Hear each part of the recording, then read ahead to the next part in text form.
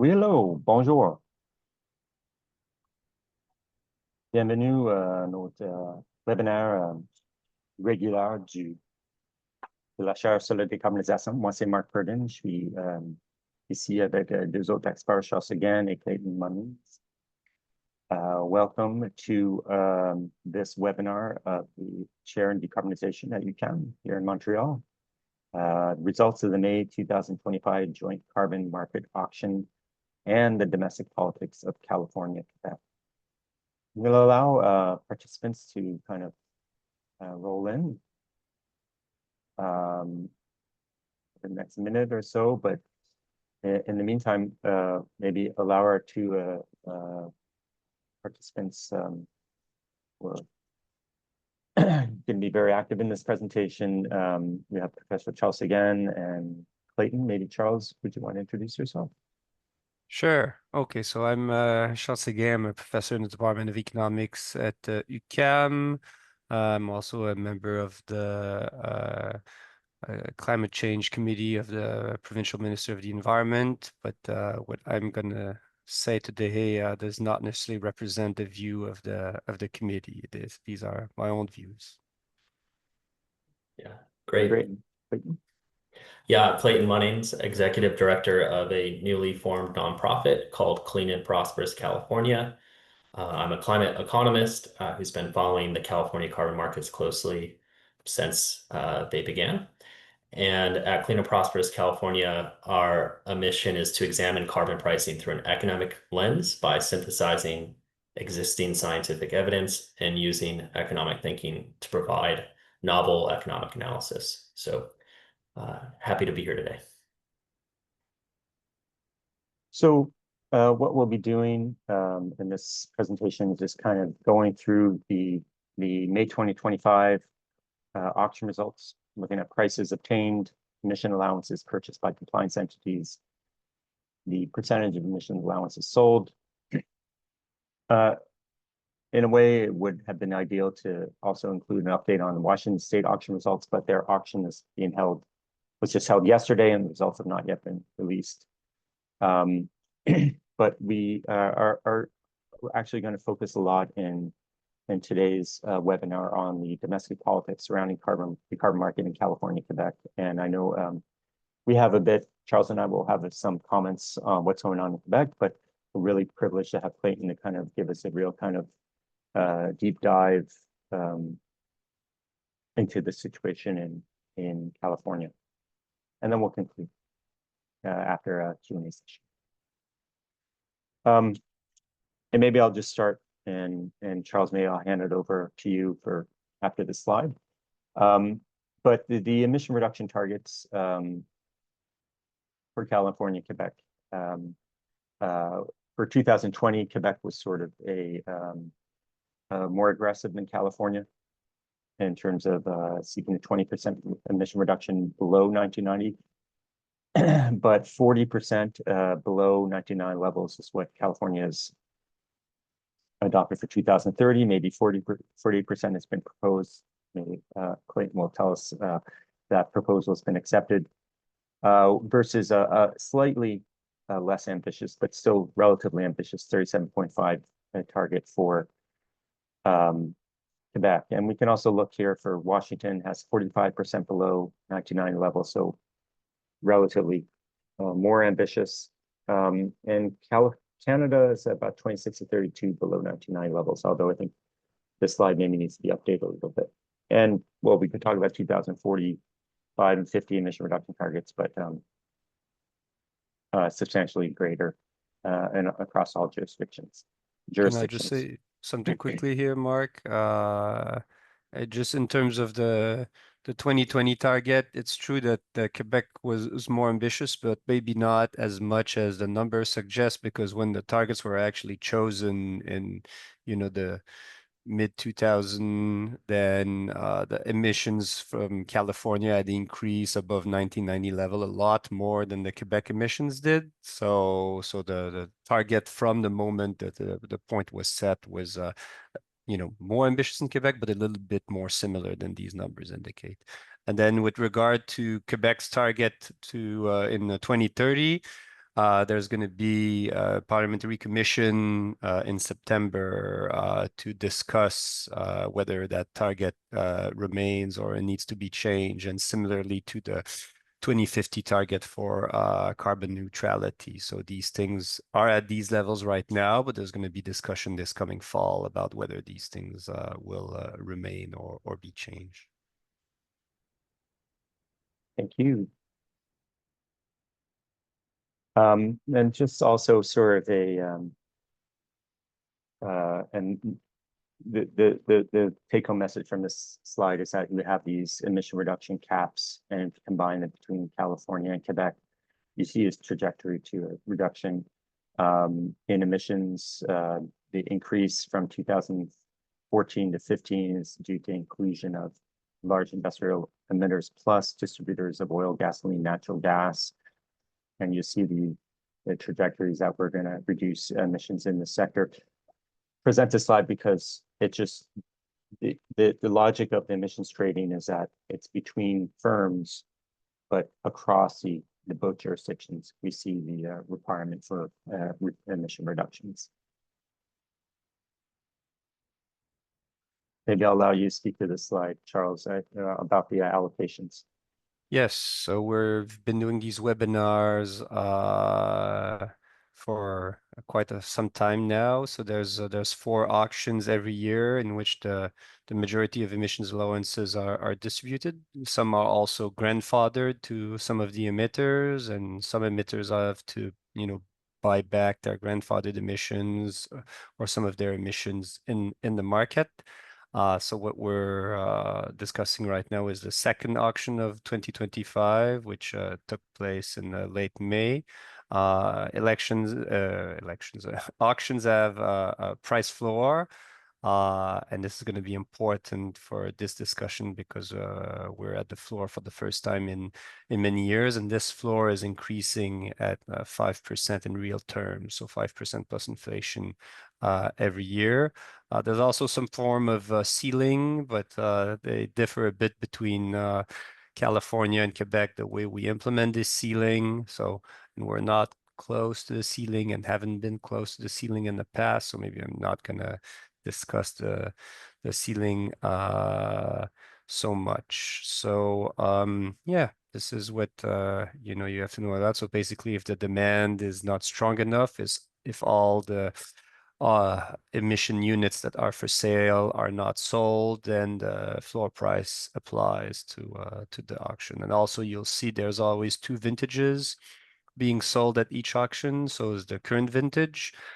So for this year, it's 2025. They're valid from 2025 forward. And then there's a future vintage, which is always 3 years in the future because compliance periods are 3 years. So now it's 2028, which are only valid starting in 2028. And the free allocations? Yes, free allocations. They're mostly in Quebec for industrial emitters. So the distributors of fossil fuel don't receive any free allocations, and industrial emitters receive large amounts of free allocations. The rationale behind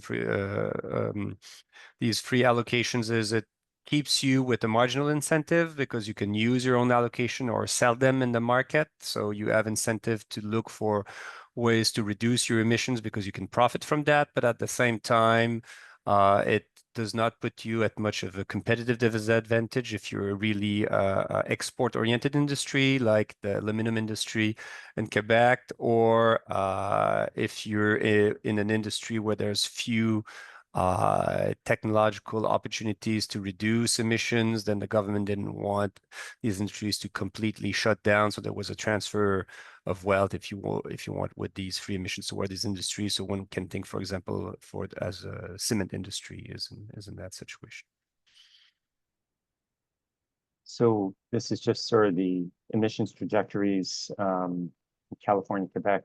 We'll get to the prices shortly, but just sort of to kind of emphasize that you have the reduction below the 2020 emission reduction target, largely due to emission reductions in California, and Quebec's emissions have plateaued, a little bit of a rebound since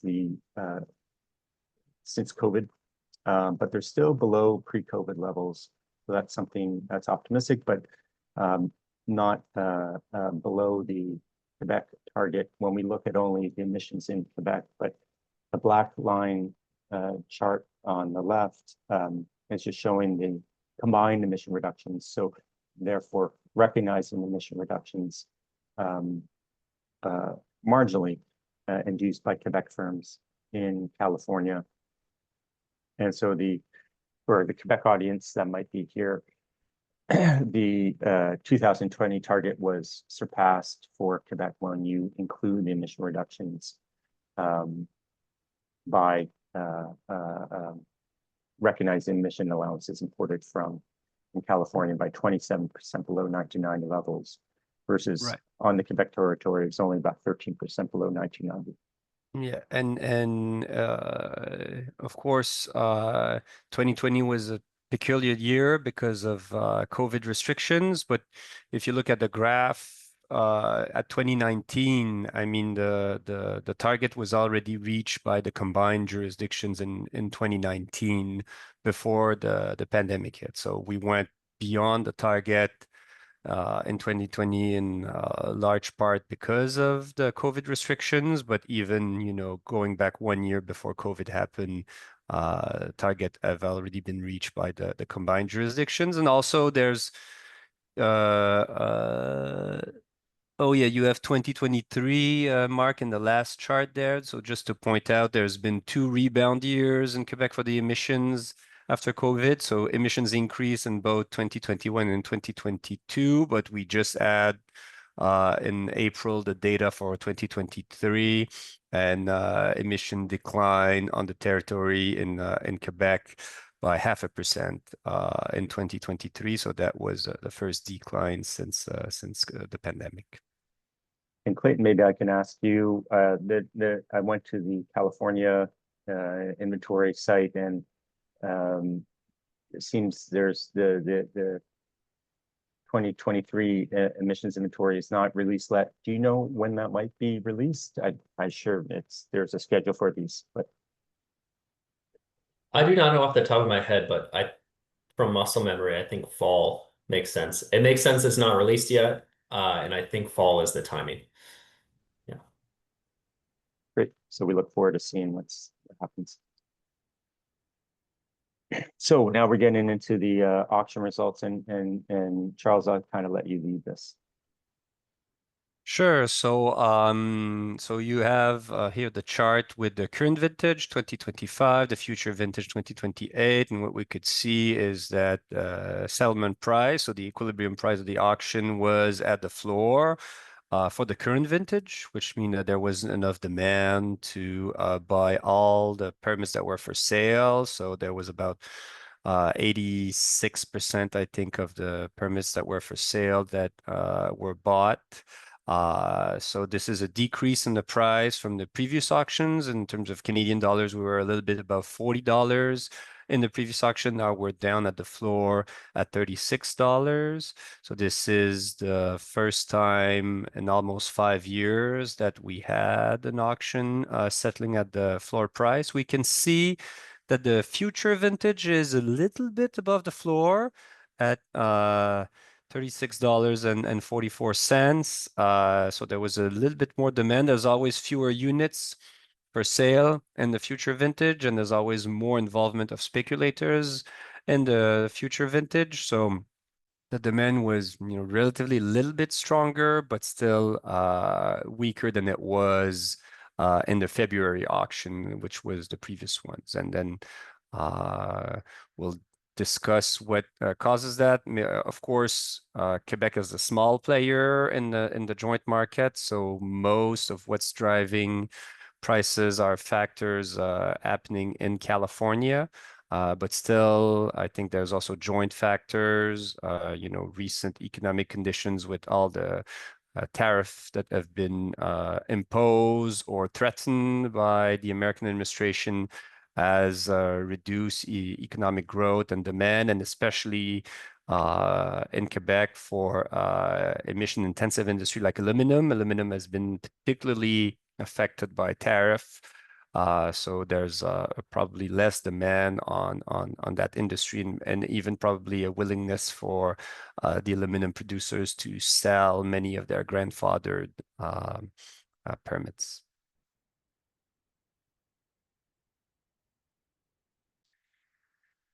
So we can see the prices. So first time we're at the floor since 2021 or even late 2020.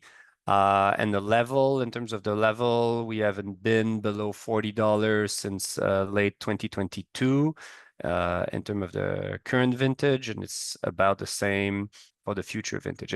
We can see that the downward trend has been going on for some time. So since early 2024, we've reached kind of the peak of the prices of these emissions, and there was the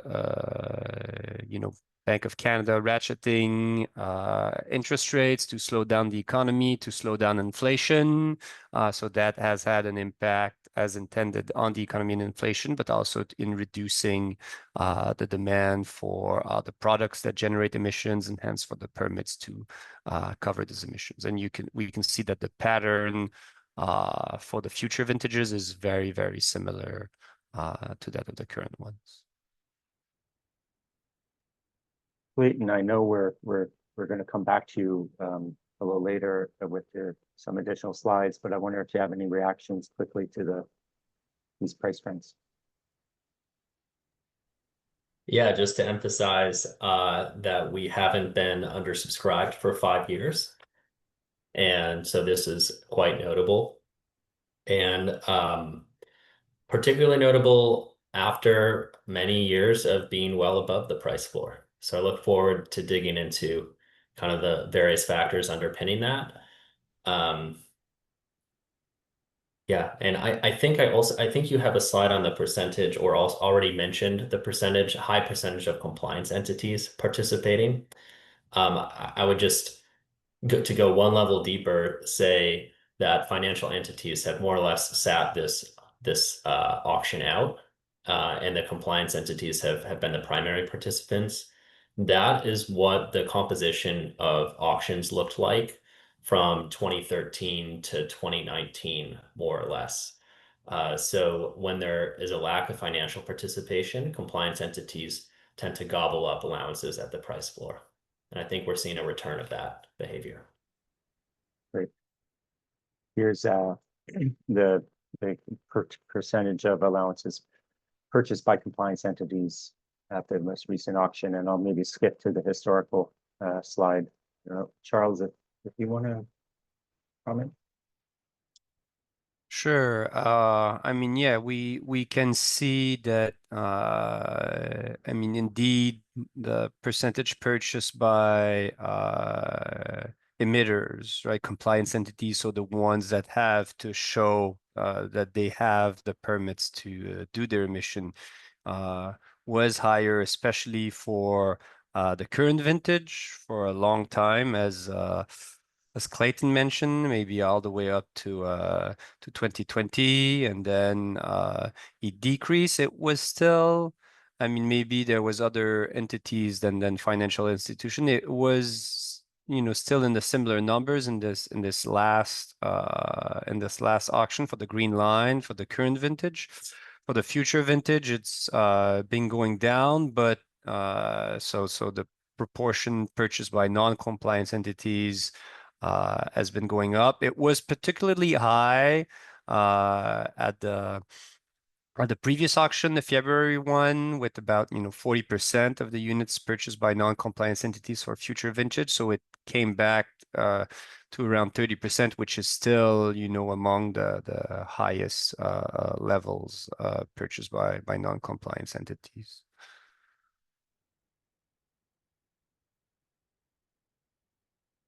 Skipping ahead to this next slide on the percentage of allowances sold. And again, Charles, sorry, I'm just handing it off to you. No, that's all good. So of course everything from the future vintage was sold. I think, and maybe Clayton, you could speak to that. I think the difference between the percentage sold by Quebec and California is the way some of these entities in the electricity sector are treated in California, because usually these permits are kind of fungible, right? They're not sold to Quebec doesn't sell specifically to Quebec emitters, and California doesn't sell specifically to California emitters. So they're both selling a pool to all the emitters. Yeah, I'm not, that could be our consigned allowances in the utility sector explaining that difference, but I'm not 100% sure. Yeah, that would be my guess as well, because these are kind of particular to California, and we don't have these consigned entities here. Just one thing on the slide, I don't have a historical slide to show, but if memory serves, this is the first time in a while that all the auctions from the current vintage haven't been sold at auction. Is that not correct? Yes, 5 years. So it was because if that's the only way that the price floor is going to bite is if not all the allowances are sold. So we have to go back to late 2020 to be in that situation, and that was kind of the COVID restrictions were still in place at that time. Okay, so and maybe just kind of quickly turning gears, we know that Washington state is seeking to join the Quebec-California carbon market. Their auction was just yesterday, and we don't have the results. But it's just sort of interesting, I think, to just look at how prices compare on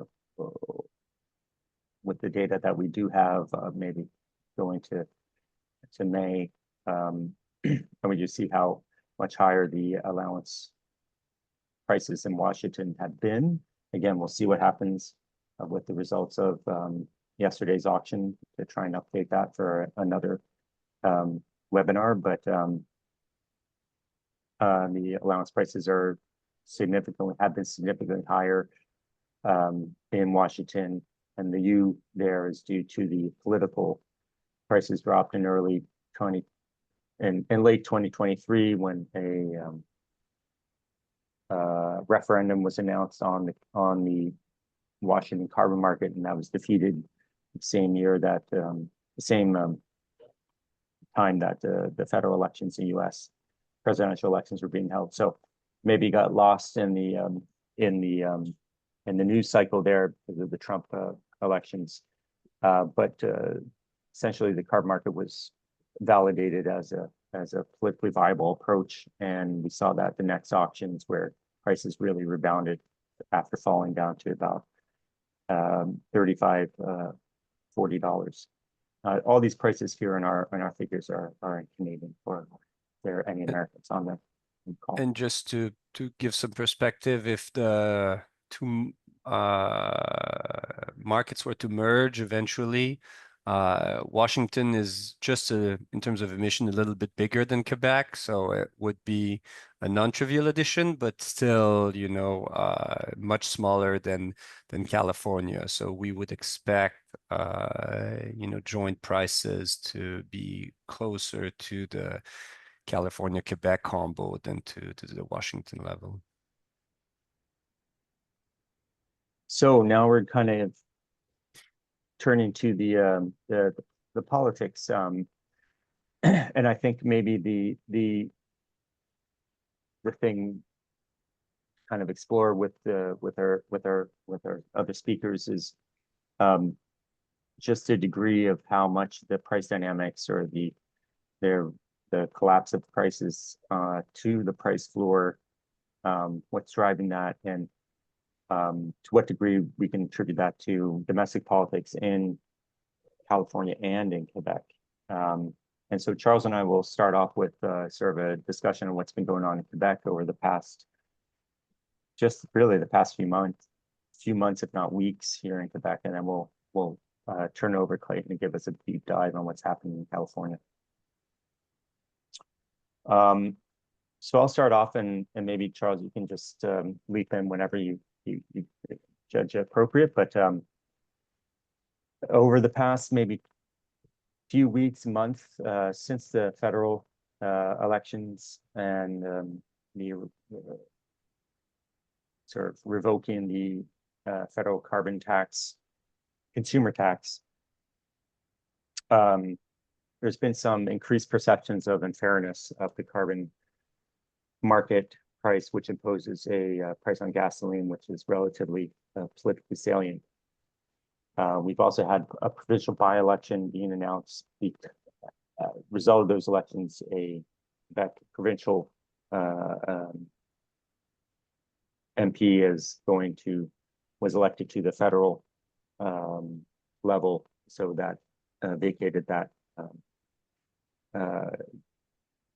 riding in Quebec, and so there's going to be a by-election there, and that has attracted a lot of interest because it's, I guess, a relatively more conservative riding in Quebec, and the leader of the Quebec Conservative Party is going to stand, and he's been drawing a lot of attention to the effect of the carbon market on the price of gasoline and comparing that to the situation in Ontario and in New Brunswick, where prices are lower because the federal carbon tax, consumer tax, has been revoked.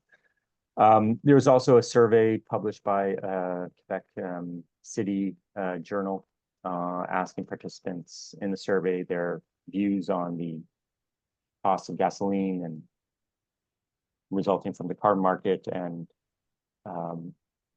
we could talk about how the question was phrased, if it was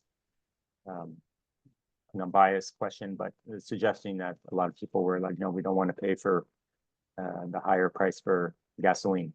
Charles, if you want to add anything to that, I'm sort of. Yeah, I think there's many things to say. One of them is, of course, some parties are sensing political opportunity. There's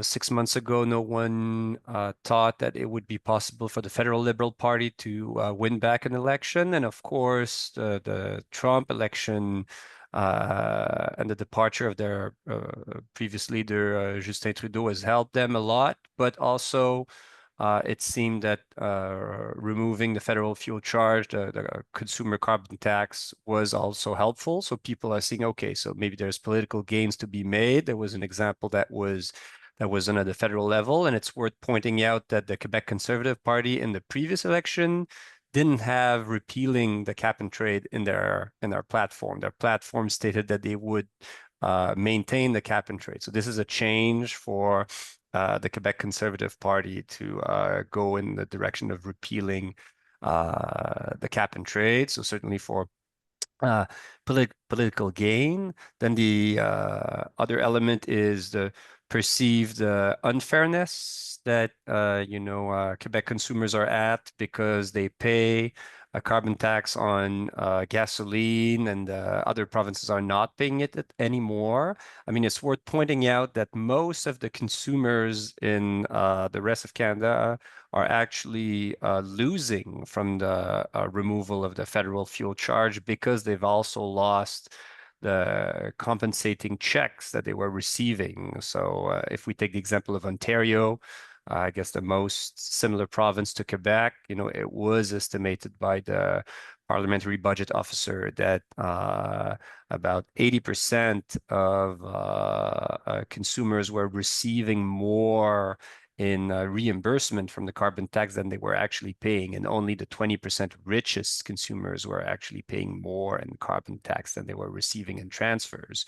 So even though it looks that Quebec consumers have lost in relative terms, I think the consumers in the rest of Canada are the actual losers from the removal of that policy. Of course, there's difference in gas prices, but the difference in gas prices are not entirely explained by the Quebec cap and trade. There's about 9 to 10 cents impact right now of the Quebec cap and trade on gas prices in the province. But even if that were to be removed, there would still be a difference because there's less excise tax and provincial taxes in Ontario, which Ontario reduced a lot its gasoline tax. And from an economist point of view, gas taxes are very efficient. So maybe people despise them, but Quebec state is larger than Ontario state in relative terms. We provide more services to the population. So if you want to finance these services, gasoline taxes is certainly a good way to go. Maybe just two other points to make there is that the carbon market in Quebec has not been politically salient for ever. Most of all the political parties have supported it, at least political parties that have been in the National Assembly. And it hasn't been politically salient until just the past few weeks. So that's sort of an interesting development. And also maybe just also draw attention to the fact that the federal carbon tax, when it was dropped, it was at $80 Canadian per ton, and that's about double what the carbon market was at that time, which was about $40 per ton. Now it's reduced to about 36, but so the federal carbon tax was probably more politically salient because it was more expensive, and I think there's kind of a general consensus that the rebates on the federal carbon tax were not sufficiently well advertised. If I could say that to the constituents, people just didn't know they were even getting them. That's a good point, Mark, and I think it points to, at least for me, maybe an unexpected benefit from a cap and trade compared to a tax, is that usually the prices in the cap and trade system vary in the same direction as the economic cycle, and so people, tend to think, it makes sense that if the economy is doing badly, then they would pay less in carbon taxes. And this is kind of what the cap and trade gives you, compared with the tax, which increases every year, regardless of the economic conditions. And maybe we'll kind of briefly touch on the energy policy situation here in Quebec, which has also become quite politically salient. And there's sort of an indirect relationship with the carbon market and emissions, of course. But just to briefly kind of, and I really want to get to Clayton's kind of take on what's happening in California. But essentially, it's a bit of a increased saliency around energy sector, just because Quebec over the past 5 years projecting to shift from a power surplus to a power deficit. And this has really just emerged over the past 5 years, whereas historically Quebec has been a sort of had enjoyed very large surpluses and low costs for electricity because of the hydropower and advantage that it has had. And there's a debate currently going on. It's very front page news right now in the Quebec media about what's called Bill 69, an act to ensure the responsible governance of energy resources and to amend various legislative provisions. Maybe we don't want to get into this. We can come back to this maybe in the Q&A, but there's debates about appropriate electricity tariffs, whether they should be frozen or if they should be increased, at what rates. Should they be increased? There's governance debates about what if the Régie de l'Énergie is able to establish the tariff rates, and that's sort of being contested by the current government. The new power generation, the Hydro-Quebec Action Plan 2035 has proposed adding about 10,000, and with a new wind power kind of a policy to maybe increase that to 20,000 megawatts of new generating capacity over the next 10 years by 2035 to increase at least 60 terawatt hours of power, and maybe much more than that with the new wind power. That's attracting some attention because some of that might also come from new dams, and there's some questions of where those new dams might be situated. They have a Churchill Falls deal with Newfoundland and Labrador signed last year that kind of was perhaps related to the concerns about the power deficit in Quebec. And then lastly, what we see is that there's kind of a renewed debate about whether Quebec should be exporting electricity. Quebec exports a fair amount of electricity, especially to the United States, New York, and New England. Charles, if you want to complement that. Well, I don't have much to say, much more to say, but these two things are definitely linked because we're going to replace a lot of the energy, fossil fuel energy, with electricity, and the new sources are costlier. So there's a lot of questions about who's going to bear the cost of these new sources, and the government doesn't want residential consumers to bear too much of the cost, but then someone is going to have to bear the cost. And with that, we can come back maybe to if there are any more detailed questions about the Quebec political situation. But if Clayton, we're really looking forward to your take on what's happening in California. And I think I can stop my share and turn the floor over virtually to you. Great, thank you, Mark.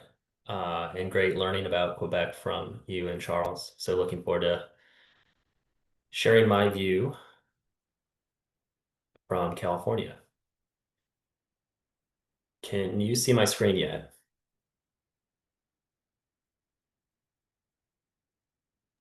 Yes, we Good can. Great, let me see if I can get this into full screen.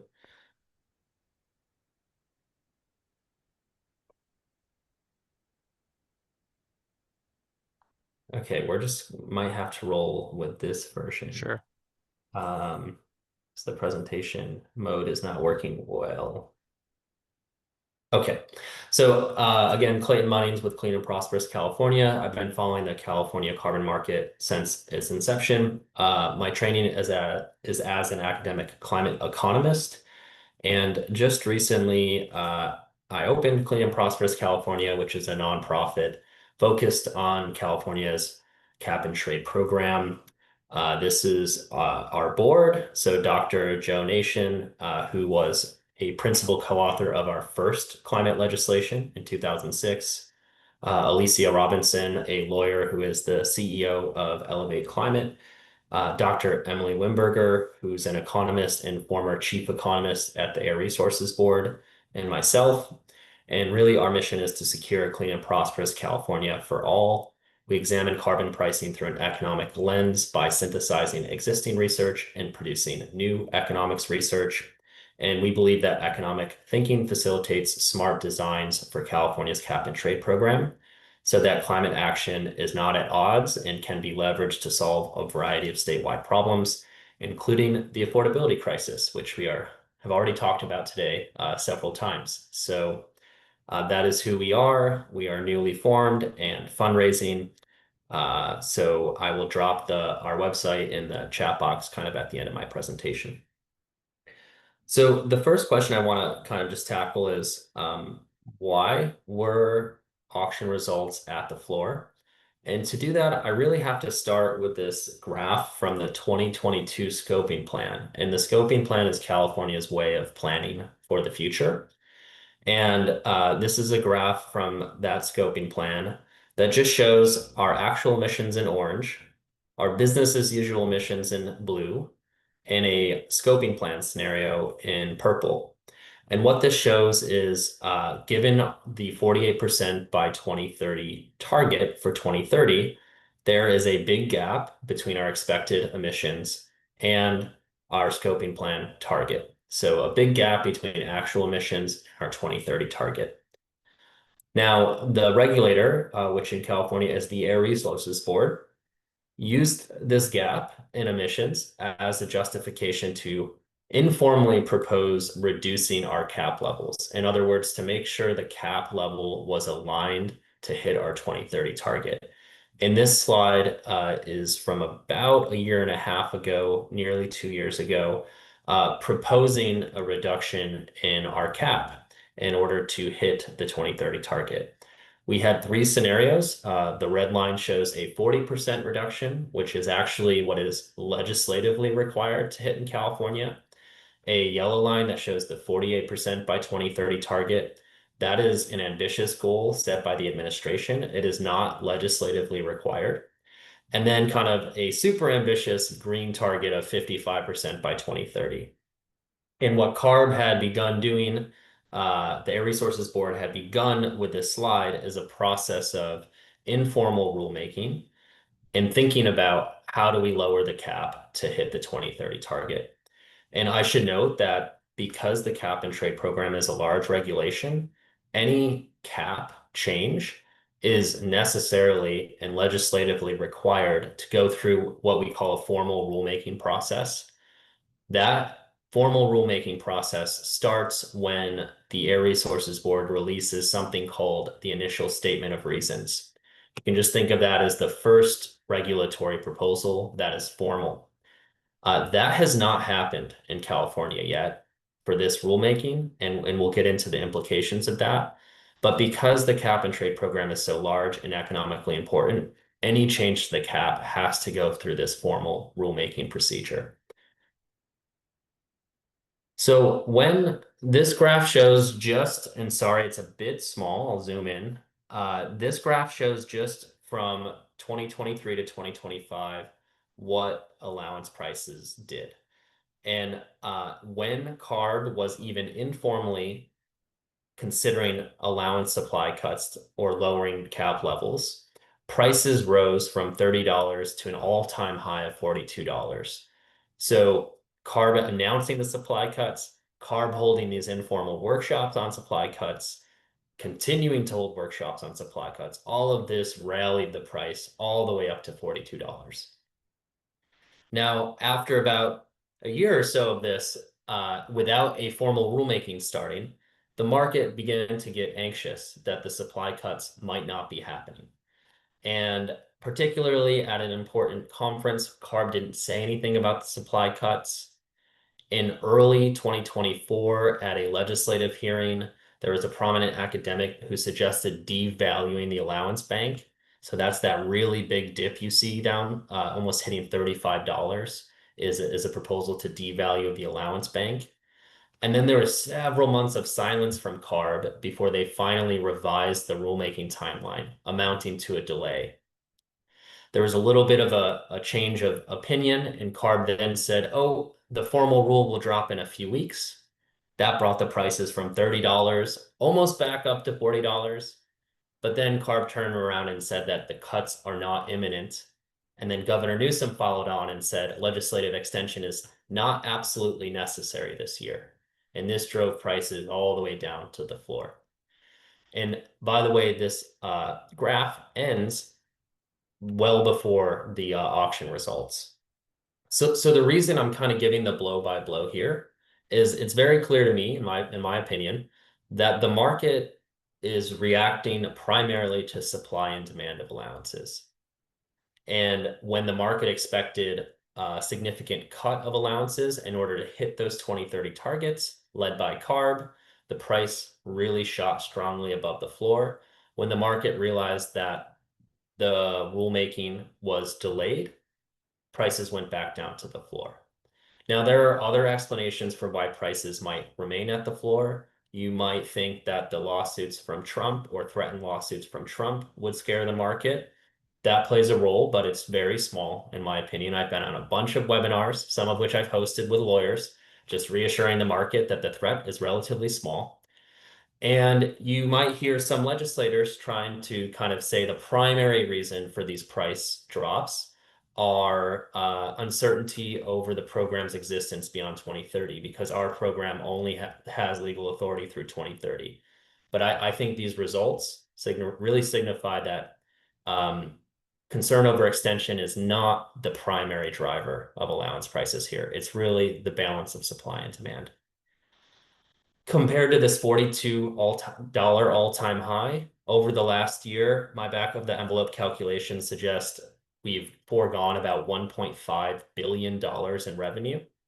That means less money for California communities, less money for electricity sector rebates, less money for fighting wildfires. So we're in the hole about $1.5 billion compared to a scenario in which CARB just went on and lowered caps and started their formal rulemaking. So there has been real consequences to this price drop. So here I'll cover kind of positive news, some positive momentum over extending the program beyond 2030. And before I do that, maybe I'll just explain in one sentence. In my opinion, the delays on the rulemaking are all related to concerns that climate policy are increasing cost and contributing to the affordability crisis. And I'll return to this, but one of the reasons to open Clean and Prosperous California is to put economists to work addressing that critique head on. So I'll circle back to this. Up until very recently, there was not any clear indication from the governor's office or the administration whether and when they wanted to extend the cap and trade program beyond its 2030 sunset date. Thankfully, President Trump created an executive order that explicitly attacked California's cap and trade program. And that really galvanized the politics internally. And for the first time on this issue, Governor Newsom, the president of our Senate, and the speaker of our assembly, so really the legislative and administrative leadership in California, responded to this press release and said that California will be doubling down on its cap and trade program and will extend the cap and trade program this year. So this was the first strong, unified political signal in California we received saying the program would be extended this year, and it was in reaction to an explicit attack from Trump. So we like to say thank you, Trump, for doing some climate policy work for us in California. That threat really helped galvanize our politics and helped us commit to legislative extension. Now, the concern over affordability and gas prices is a part. Not only does it explain, in my view, delays in rulemaking, it is a prominent feature of this discussion around legislative extension. So when prices are around $30 in California, our best estimate is about 24 cents of that or so feeds through to gas prices. And for the past several years, the Western State Petroleum Association has been running paid media campaigns to assert that climate policies, including cap and trade, do increase gas prices. And what's been really interesting to me is WSPA will often reference what I would describe as left-leaning thinkers, such as Dr. Danny Cullen Ward or Dr. Michael Wara. They will literally reference these authors in their paid media flyers. And that kind of tradition of the oil companies referencing left-leaning thinkers goes back about a year earlier to the debate over the low carbon fuel standard, which faced similar concerns around raising gas prices. And at that time, the Climate Center from UPenn came out with a 10 to 12 page report just showing how the low carbon fuel standard at its maximum price could increase gas prices significantly. And really that's when the oil lobbyists and the oil associations learned that they could reference left-leaning thinking. So you really have affordability concerns coming from the right and the left in California. And this is really a non-trivial issue in general in California, but particularly when it comes to reauthorizing and strengthening the cap and trade program. The deep irony here is that while politicians and the comms around cap and trade are very negative in terms of affordability, polling suggests that consumers don't really buy it. So I'm showing this poll. I'll just highlight here, only 8% of folks polled in this poll, I think the sample here is 3,000. Only 8% of California consumers select cap and trade as one of the top 2 reasons for California's high gas prices. So this is maybe a point of contrast with the poll that Mark and Charles were sharing earlier. And more generally, this poll showed very strong support for cap and trade and very weak support for, I would call more industrial policy, like banning new gas stations or banning new gas-powered cars. So while the rhetoric around affordability is very strong, consumers don't seem to actually be buying it. So that's an interesting point of contrast. And I'll just conclude by outlining some of Clean and Prosperous's work here, which is again addressing affordability concerns head on. And our take is that carbon pricing is actually a great affordability solution. It's not an affordability problem. Our program, for example, gives output-based allocation to refineries. This nearly completely muffles the price pass-through to consumers for the refinery sector only. And we also use output-based allocation in other sectors to muffle price increases. And what output-based allocation is, in contrast to grandfathering, is the number of allowances you receive updates with the number of products you make. So it is a product subsidy, and it helps muffle the impact to refineries in particular. We're also researching whether a border carbon adjustment could be applied to the refinery sectors, the steel sectors, and the cement sectors. This doesn't help so much out on prices and affordability, but it helps make sure that refineries stay in California. And we have 2 announced refinery closures in California, and the Western State Petroleum Association says there might be another 2 closures. So these refineries, while they are located in disadvantaged communities and they do emit local air emissions, they also provide a bunch of jobs to the local economy.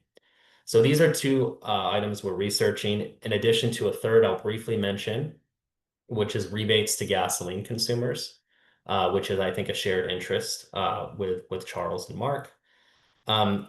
These are the economic solutions to the affordability problem. They're levers you can pull to make carbon pricing have a less severe impact on affordability, or to make consumers better off through rebates than they would have been without the carbon price.